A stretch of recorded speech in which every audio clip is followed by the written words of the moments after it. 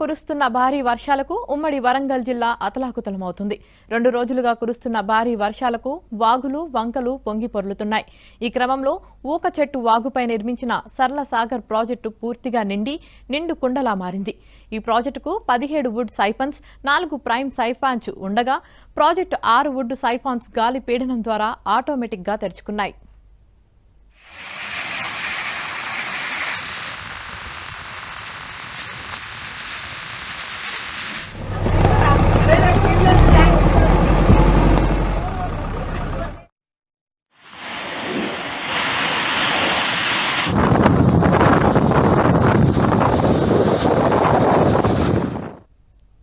దీంతో 20,000 క్యూసెక్కుల నీరు దిగువ ఉన్న రాంపాడు ప్రాజెక్టుకు చేరుతుండగా రాంపాడు ప్రాజెక్టు 6 గేట్లు పైకెత్తి 35,000 క్యూసెక్కుల నీరు దిగువకు విడుదల చేస్తున్నారు.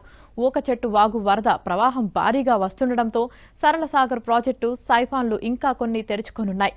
దీంతో మదనపురం, ఆత్మకూర్, వనపర్తి మండలాల్లోని గ్రామాల ప్రజలను, రైతులను అప్రమత్తం చేశామని ఇరిగేషన్ అధికారులు వెల్లడించారు.